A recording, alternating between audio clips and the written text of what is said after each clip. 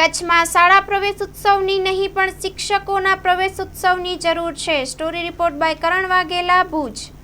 સાહેબ, વાત કરીએ તો કચ્છ જિલ્લામાં શિક્ષકોની ઘટનો મુદ્દો ઘણા વર્ષોથી ચાલી રહ્યો છે। સરકાર પણ ઘણી વખત યોજનાઓ બહાર પાડતી હોય છે કે શિક્ષકોને ભરતી કરવામાં આવશે, નવા શિક્ષકોને અને અથવા શિક્ષક સહાયકોની પણ ભરતી કરવામાં આવે છે। તોય પણ છતાં પણ હજી મુદ્દો ક્યાંક ને ક્યાંક હજી અધૂરો છે અને મુદ્દો વણઉકેલ્યો છે। શું કહેશો એ બાબતે? વર્ષોથી કચ્છની જે શિક્ષકોની ઘટની સમસ્યા છે, હું જિલ્લા પંચાયતમાં વિરોધ પક્ષનો નેતા હતો ત્યારે પણ વારંવાર દરેક સામાન્ય સભામાં પણ અમે આવા મુદ્દા ઉઠાવ્યા હતા કે કચ્છના બાળકોનું ભવિષ્ય આપ બગાડી રહ્યા છો। આજે કચ્છનું શિક્ષણનું સ્તર એટલું બધું નીચે ગયું છે કે આપણે કોઈ મેરિટ લિસ્ટમાં પણ આવતા નથી। આનું મુખ્ય જો કારણ હોય તો કાયમી શિક્ષકોની ઘટ। આજે પણ દુઃખ સાથે કહેવું પડે છે, સરકાર વાતો કરે છે, સરકાર આયોજનો કરે છે। અત્યારે પણ 4500થી વધારે અત્યારે કચ્છમાં પ્રાથમિક શાળામાં શિક્ષકોની ઘટ છે। આજે નવી ભરતીની વાતો કરી, જાહેરાતો કરી, પણ અમલવારી ક્યાં? આજે આ સત્ર શરૂ થઈ ગયું, સત્રને 1 મહિનો હમણાં પૂરો થશે અને આ સત્ર તો બગાડવાનું છે। બાળકોનું એક ભવિષ્ય બગાડી રહ્યા છો। આજે કચ્છ જિલ્લામાં 6 ધારાસભ્યશ્રી ભાજપના હોય, સાંસદ એમના ભાજપના હોય, જિલ્લા પંચાયતમાં ભાજપનું શાસન હોય, તાલુકા પંચાયતમાં ભાજપનું શાસન હોય, પરંતુ કોઈએ ચિંતા કરી નથી।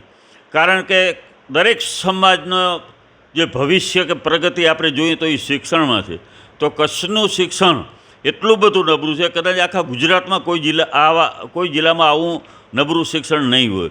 આજે મારા પ્રવાસ દરમિયાન હું ઘણી જગ્યાએ શાળાઓમાં ગયો છું, ત્યાંની પરિસ્થિતિ જાણી છે। તો અત્યારે ઘણી શાળાઓ એવી છે કે જ્યાં 1 થી 5માં માંડ એકાદ શિક્ષકો હોય, વધીને 2 શિક્ષકો હોય અને એક જ ક્લાસરૂમમાં બધા બેસતા હોય, કેવી રીતે અભ્યાસ કરી શકે? તો આ હાલત અત્યારે આપણા શિક્ષણની છે।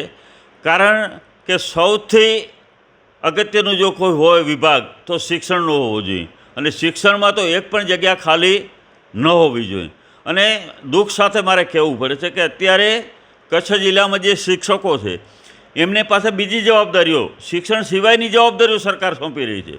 એને ક્યારેક ચૂંટણીની જવાબદારી હોય, ક્યારેક હમણાં વસ્તી ગણતરી ચાલુ થશે તો એમાં મૂકી દેવામાં આવશે, ક્યાંક કાર્ડ બનાવવા હોય કે સરકારની યોજના હોય એમાં સરકારને ફાયદો થાય, ભાજપનો પ્રચાર થાય, સરકારનો પ્રચાર થાય, એ હેતુ માટે શિક્ષકોનો ઉપયોગ કરવામાં આવી રહ્યો છે। ખરેખર શિક્ષક એક આપણે કહેવતમાં કીધેલું છે કે શિક્ષક કભી સાધારણ નહીં હોતા है। शिक्षक की गोद में निर्माण और प्रलय इसमें पलता है। तो शिक्षक एक एवी ताकतवर કે આ દેશનું ભવિષ્ય એમાંથી વૈજ્ઞાનિકો પણ શિક્ષણ લઈને મેળવીને બનતા હોય છે, એન્જિનિયરો હોય કે જુદા જુદા આપણે માની લ્યો કે જે તજજ્ઞો છે એ તમામ શિક્ષણના માધ્યમથી જ આગળ વધતા હોય છે। ત્યારે કચ્છનું શિક્ષણ ગુજરાતના બીજા જિલ્લાઓના પ્રમાણમાં કેમ આટલું બધું નબળું છે? ઘણી આપણી શાળાઓ એવી છે કે જે જર્જરિત હાલતમાં છે, ક્યાંક અકસ્માત થાય એવું છે। જેવી રીતે હમણાં પુલ અકસ્માત થયા ત્યારે આ સરકાર જાગશે। આ સરકારને અમે કહેવા માગીએ છીએ કે આવી જર્જરિત શાળાઓ છે જે ભૂકંપથી પહેલાં અથવા તો ભૂકંપ સમયે બની છે, તો આવી શાળાઓ છે એને તાત્કાલિક સર્વે કરાવે આ સરકાર અને આખા જિલ્લામાં કઈ શાળાઓ જર્જરિત છે એની માહિતી આખા મેળવી અને એના માટે નવા શાળાના ઓરડા બનાવે એના માટે કામ કરે। દુઃખ સાથે કહેવું પડે કે ઘણી શાળાઓમાં આજે શૌચાલયની પણ સુવિધાઓ નથી।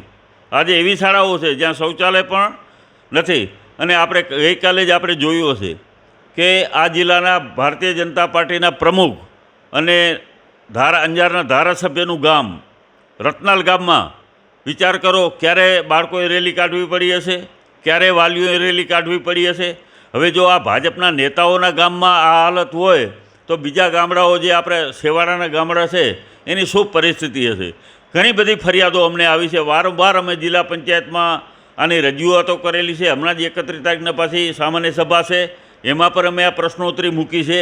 તો માત્ર ચીલાચાલુ જવાબ આપે છે, પણ હકીકતમાં કોઈને રસ નથી કે આનો કાયમી ઉકેલ, કાયમી સમસ્યા માટે કંઈક કરવું જોઈએ। તો આ સરકારને અમે કહેવા માગીએ છીએ કે એક પણ જે મહેકમ છે એમાં એક પણ શિક્ષકની જગ્યા ખાલી ન હોવી જોઈએ. એટલું જ નહીં, પરંતુ જે શિક્ષકો છે એ એવા હોવા જોઈએ ક્વોલિફાઈડ, અને અહીંયાથી એને બદલી ન થવી જોઈએ.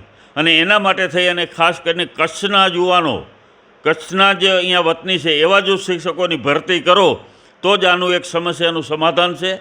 અત્યારે ખૂબ હાલત આપણા જિલ્લાની પરિસ્થિતિ ખરાબ છે. વિચાર કરો કે 7મું કે 8મું ધોરણ ભણી અને જ્યારે બાળક શહેરમાં હાઈસ્કૂલમાં જતો હોય છે ત્યારે એને સામાન્ય દાખલા કે સામાન્ય બલાખડી પણ આપણા ભાષામાં કંઈ એ પણ એને આવડતી નથી. આવું એક નબળું શિક્ષણ આ સરકાર બાળકોને દઈ રહી છે. તો આની જવાબદારી કોની? કે બાળકો એ આ આપણો દેશનું ભવિષ્ય છે અને એને સારું શિક્ષણ અત્યારના સમય પ્રમાણે, અત્યારે તો ટેકનોલોજીનો યુગ છે, એને તમામ રીતે એને સારું શિક્ષણ મળે એવા પ્રયાસો સરકારે કરવા જોઈએ. ને એનો એક જ ઉકેલ છે કે એક પણ જગ્યા શિક્ષકની ખાલી ન હોવી જોઈએ, તો જ આનો કાયમી ઉકેલ આવશે. સરકાર અનેક એવા ખર્ચાઓ કરે છે જેની જરૂરિયાત નથી. એમાં વારંવાર અમે કીધું છે કે મેળા મલ્લાખરાને તાયફાઓ, સરકાર એના પ્રચાર પ્રસાર માટે બધું કરવા તૈયાર છે. હમણાં જ આપણે શાળા પ્રવેશ ઉત્સવને નામે પણ એક ભાજપનો જ કાર્યક્રમ બનાવી નાખ્યો. અને અત્યારે શાળા પ્રવેશ ઉત્સવની જરૂરિયાત નથી, તમે શિક્ષક પ્રવેશ ઉત્સવ કરો, એ જરૂરિયાત છે. તો આ જિલ્લામાં અત્યારે ખૂબ હાલત ખરાબ છે. હમણાં જ હું તો આપણે માધ્યમિક શાળામાં પણ આ જ પરિસ્થિતિ છે, ખાલી પ્રાથમિકમાં જ એવું નથી. હાઈસ્કૂલો ગામો તમે મંજૂર કરી બનાવો છો, માની લો બિલ્ડિંગો બની ગયા, સારા બિલ્ડિંગો તમે બનાવ્યા, પણ ત્યાં શિક્ષક જ નથી તો બાળકો ભણશે કેમ? આજે ઉલટાનું એનું તમે ભવિષ્ય બગાડો છો. ઉલટાની હાઈસ્કૂલ એ ગામમાં ન હોય તો એ બાળક કોઈક સારી હાઈસ્કૂલમાં અભ્યાસ કરશે. તમે ગામમાં એક તો હાઈસ્કૂલ કરો છો પણ એમાં શિક્ષક જ નથી, તો એ બાળકોનું ભવિષ્ય કે બાળકો શિક્ષણ કઈ રીતે મેળવી શકશે? તો આ વિચાર સરકારે કરવાની જરૂરિયાત છે. હું આપને એક લુણીનો જ દાખલો આપું છું. મુંદ્રા તાલુકાના લુણી ગામે હમણાં અમે શાળામાં ગયા, માધ્યમિક શાળામાં. નવાઈની વાત છે, 2023માં ત્યાં હાઈસ્કૂલ માધ્યમિક શાળા મંજૂર થઈ છે. 2023 પછી 2 વર્ષથી જમીનની માંગણી, કારણ કે હજી હાઈસ્કૂલનું બિલ્ડિંગ બન્યું નથી અને એના માટે જમીન એમને મળતી નથી. જમીનની માંગણી 2 વર્ષથી કલેક્ટરની ટેબલ ઉપર પડી છે અને છતાં એને જમીન મંજૂર કરવામાં આવતી નથી. જ્યારે ઉદ્યોગપતિઓ ધારે તો એનું 10 દિવસમાં એની ફાઇલો ક્લિયર થાય. તો આ બાબતે આ મુદ્દા ઉપર, શિક્ષણ ઉપર સરકાર બિલકુલ ગંભીર નથી. સરકારે ખરેખર કડક થઈ અધિકારીઓને પર કહેવું જોઈએ કે જ્યાં જ્યાં જરૂર છે ત્યાં જમીન તાત્કાલિક તમે એને મંજૂર કરો, જેથી એના ઉપર શાળાનું બિલ્ડિંગ બની શકે. લુણી ગામમાં માધ્યમિક શાળામાં 9મા ધોરણમાં 67 બાળકો ભણે છે અત્યારે, એક જ 9માં. આ વાત હું એટલા માટે કહું છું કે કઈ રીતે બાળકો શિક્ષણ મેળવે છે. 67 બાળકો 9મા ધોરણમાં લુણી ગામમાં અભ્યાસ કરે છે. એ પ્રાથમિક શાળાનો એક રૂમમાં એ અત્યારે બેસીને ભણે છે. વિચાર કરો, 20 બાય 20ના રૂમમાં 67 જણા કેવી રીતે બેસી શકતા હશે? આ હાલત છે આપણા શિક્ષણની. તો અમે કલેક્ટર સાહેબને આના મુદ્દા ઉપર પણ મળ્યા કે તમે તાત્કાલિક એમને જમીન તો મંજૂર કરો, તો જેથી લોકોને સારું બિલ્ડિંગ બને ને બાળકો અભ્યાસ કરતા થાય. એટલે આ તો લુણીનો મેં દાખલો આપ્યો છે. બાકી મારા ગામમાં જ તમે વિચાર કરો, મારું ગામ ભીમાસર છે, મારી હાઈસ્કૂલ સરકારી ત્યાં આવેલી છે. ત્યાં હું ગયો તો એક જ આચાર્ય છે, એક જ, ઓનલી ફોર, એક પણ શિક્ષક નહીં. પછી અમે 2 શિક્ષકો મેં પંચાયતમાંથી એને 2 શિક્ષકો આપ્યા છે. અત્યારે પગાર અમે પંચાયત આપીએ છીએ, પરંતુ આ કોઈ ઉકેલ નથી. આ એક અત્યારે ઓછામાં ઓછો 8નું મહેકમ હોય ને એક જ શિક્ષક હોય તો આનાથી વધારે શરમજનક બાબત આ સરકાર માટે શું હોઈ શકે?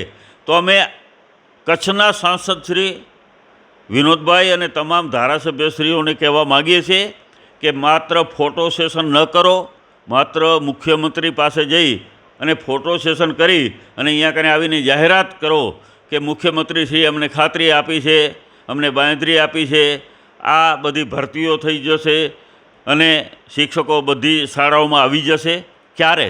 ઉલટાનું તમે નિયમ મુજબ જે શિક્ષકોની જિલ્લા ફેરબદલી થઈ, જ્યાં 50% મહેકમ ન હોય ત્યાં છૂટા કરવાના પણ નથી શિક્ષકોને.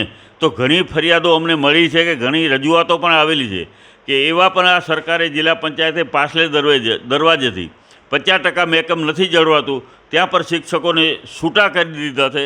અને શિક્ષકોને છૂટા કરી અને કચ્છના બાળકોનું ભવિષ્ય તમે અંધકારમય કર્યું છે એમ કહી તો કંઈ ખોટું નથી. તો આ સરકાર ને અમે કહેવા માગીએ છીએ કે કચ્છને તમે અવારનવાર કચ્છ ઉપર પ્રેમ, કચ્છ ઉપર સ્નેહ, પ્રધાનમંત્રીના તમે દાખલાઓ ટાંકો છો, પરંતુ કચ્છની હાલત અમારી શું છે એ તમે જોઈ છે ક્યારે?